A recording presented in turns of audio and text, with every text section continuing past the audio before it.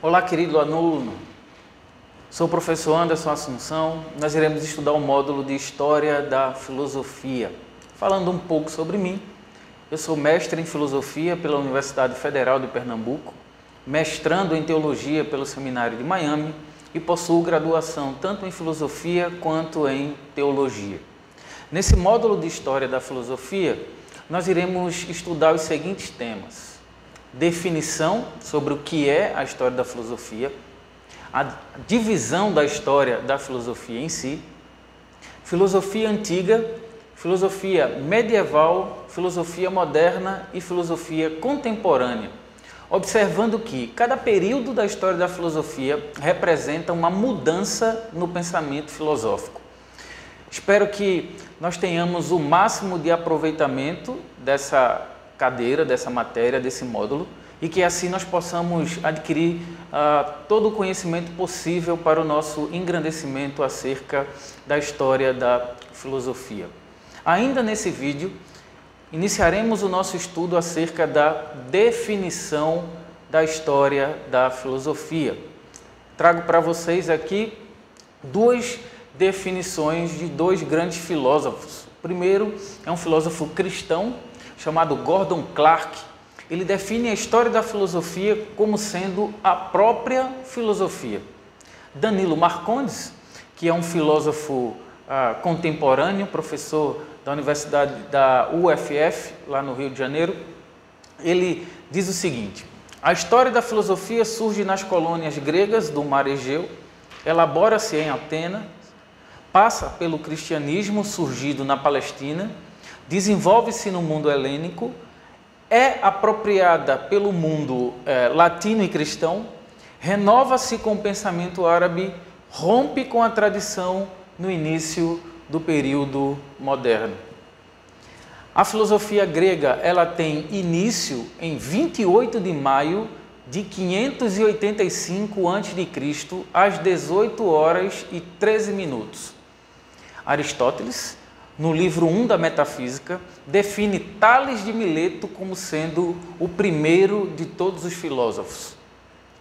Em Tales surge o que nós chamamos de pensamento ou conhecimento filosófico científico. Dentro do conhecimento filosófico científico, ou o surgimento do conhecimento filosófico científico, representa o rompimento do pensamento mítico.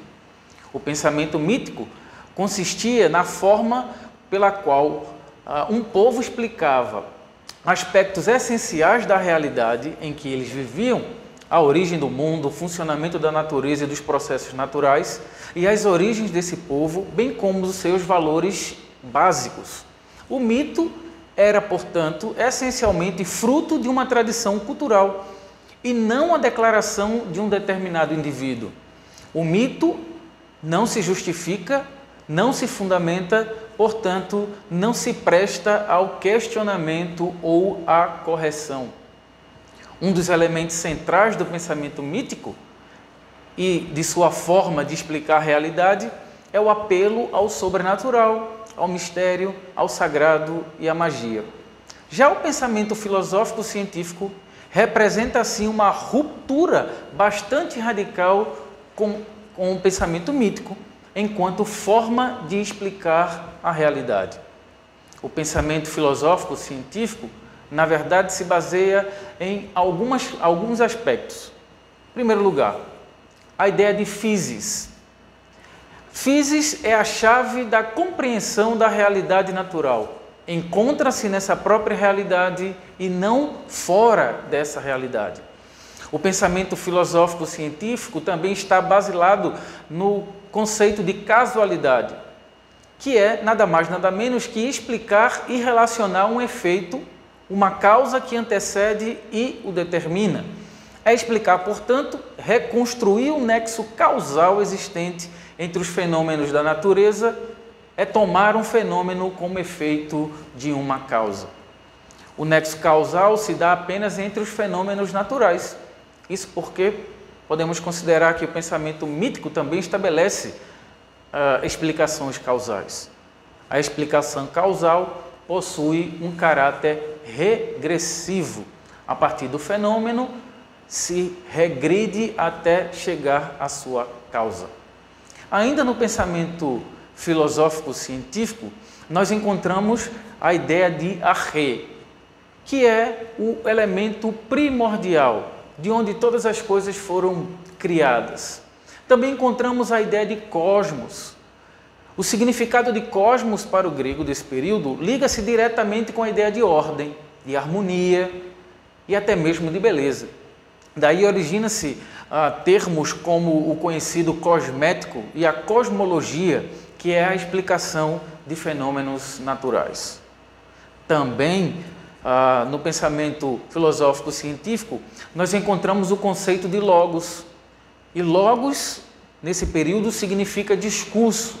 Logos é fundamentalmente uma explicação em que as razões são dadas. Encontramos também o caráter crítico, que se trata de construção do pensamento humano de ideias de um filósofo, e não de verdades reveladas, de caráter divino ou sobrenatural. Estão sempre abertas à discussão, à reformulação e às correções. A única exigência era que as propostas divergentes pudessem ser justificadas, explicadas e fundamentadas por seus autores e que pudessem, por sua vez, ser submetidas a críticas. Então, nós compreendemos que a história da filosofia ela inicia-se com o início do pensamento filosófico-científico, que é uma ruptura do pensamento mítico. O pensamento mítico era um pensamento não justificado, já o pensamento filosófico-científico ele é justificado e ele tem um caráter crítico. Ele pode ser, sim, criticado desde que as opiniões divergentes estejam fundamentadas e possam ser explicadas. Encerramos aqui a nossa primeira aula e eu espero todos vocês no nosso próximo vídeo.